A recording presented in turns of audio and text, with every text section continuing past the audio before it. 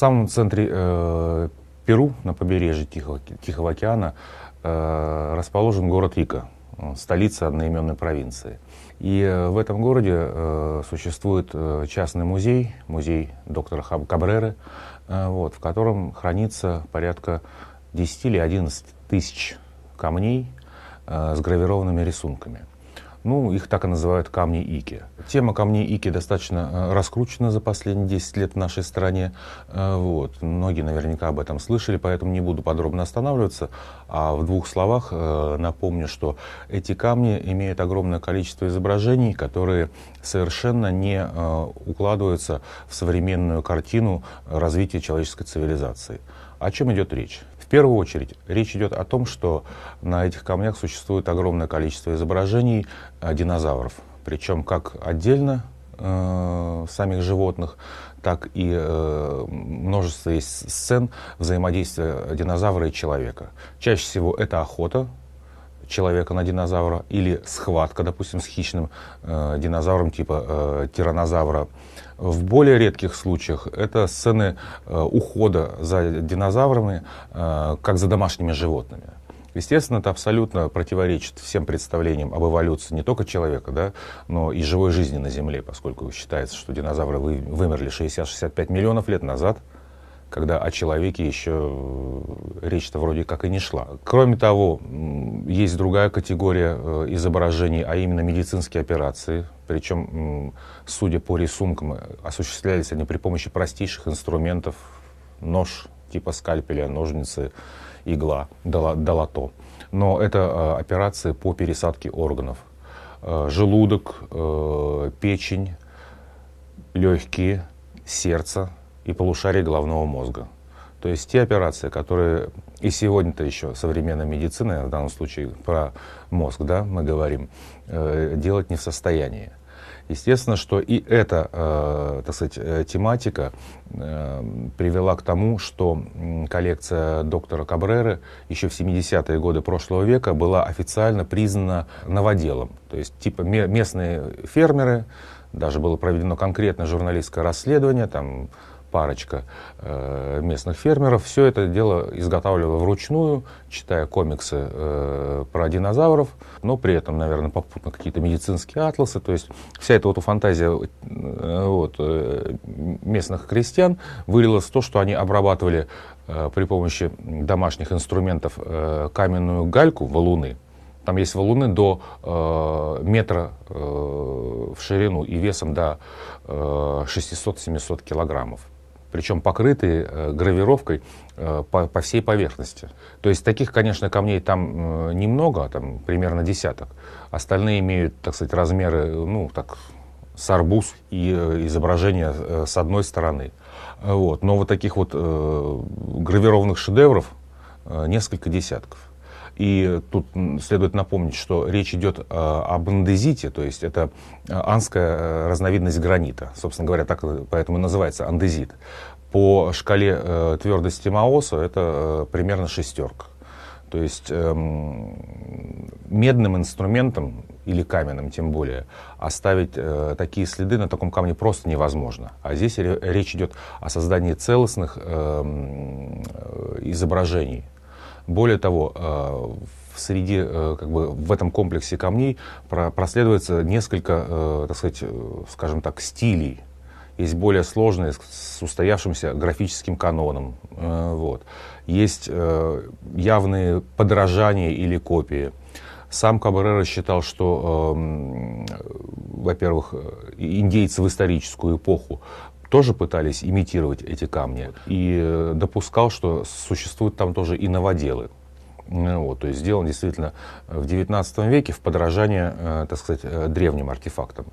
Но дело в том, что поскольку еще там в середине 70-х годов прошлого века все это собрание было признано неаутентичным, то есть новоделом, оно не представляет коммерческой ценности. Вот эта территория Перу, Ика, Наска, Паракас, в свое время основатель перуанской археологии Хулио Теллио назвал эту территорию археологическим раем. Она просто напичкана древностями. Дело в том, что это зона прибрежной пустыни с очень аридной почвой. где в прекрасном состоянии сохраняются органические материалы на протяжении полутора-двух 2500 лет.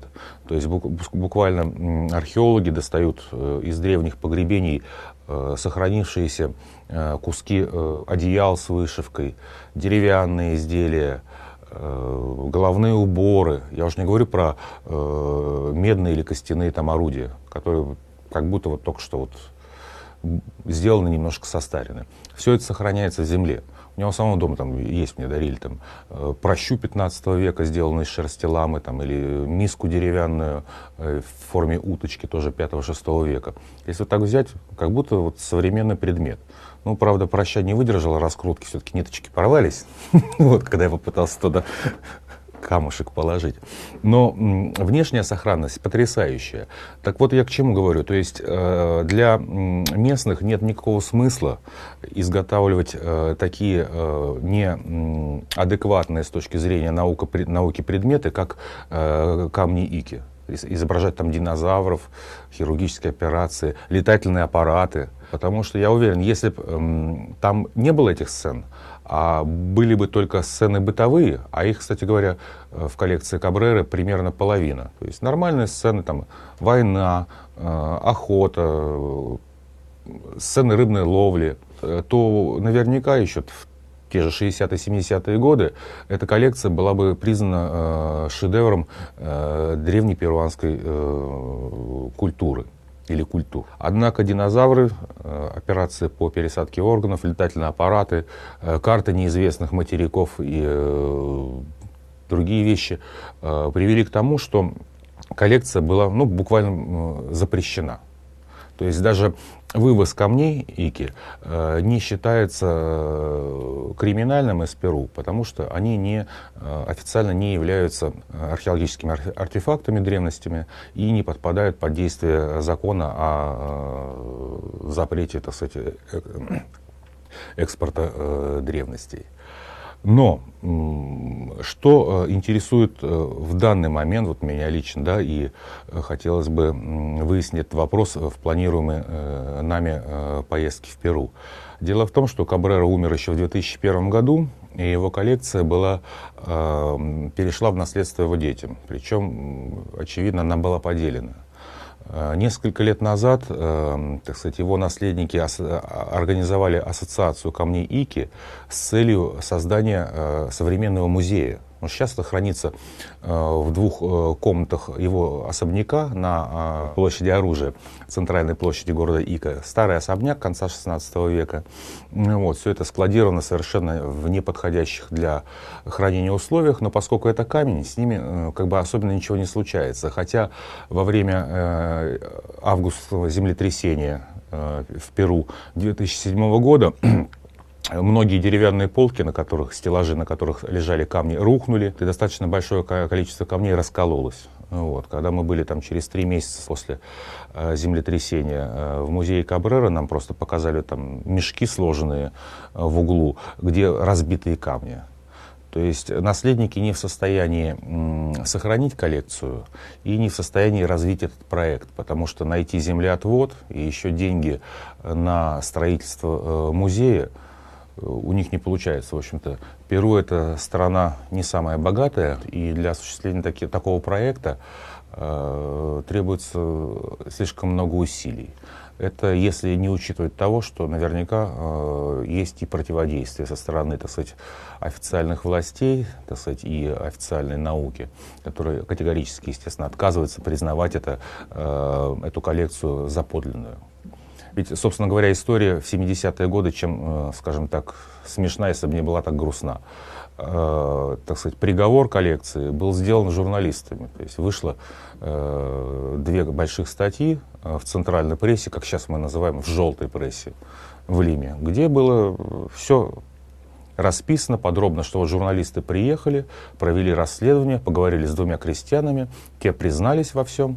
Вот, поэтому, что они там за 5 лет изготовили более 10 тысяч гравированных камней, и все, вопрос снят. То есть ни академические историки, ни археологи не занимались этой проблематикой вообще. Это было сделано на уровне команды сверху.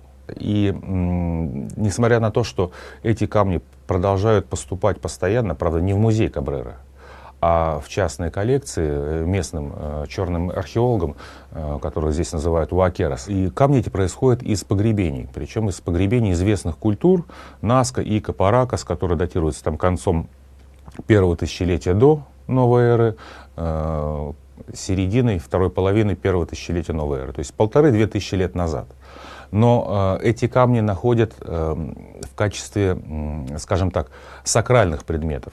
По предположению того же Кабреры, вот, и я придерживаюсь тоже этой точки зрения, то есть древние перуанцы, вот там 1500–2000 лет назад, каким-то образом получали из какого-то древнего хранилища, возможно, эти камни и считали их наследием предков. И поэтому, как культовые предметы, включали их в свой погребальный обряд.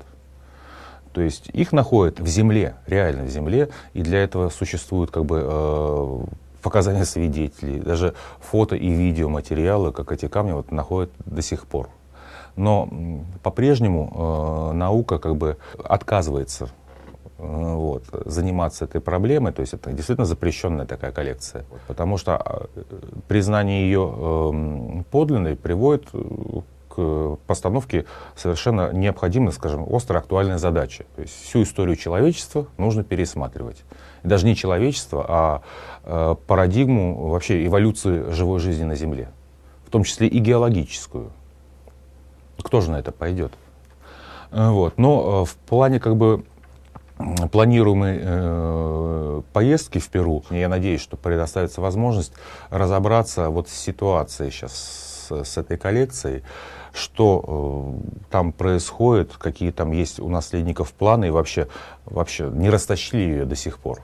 Ну, судя по информации там 1,5–2-летней давности, наши как бы туристы тоже посещают теперь этот музей в Ике, хотя он работает не регулярно, то есть там либо договариваешься специально, либо тебе повезло, что ты пришел и там кто-то есть. Там работают 3 человека. Одна старая бабушка, очень древняя, которая была секретарем Хавьера Кабреры, и еще 2 человека. То есть он не открыт постоянно, да, просто так вот с улицы зайти невозможно. То есть выяснить вопрос для меня вот очень важно текущей судьбы этого собрания, потому что его, как и многие другие аналогичные такие запрещенные коллекции в других странах мира, может постигнуть очень как бы печальная судьба. Расползется, исчезнет и останется только на фото и видео, а не живьем.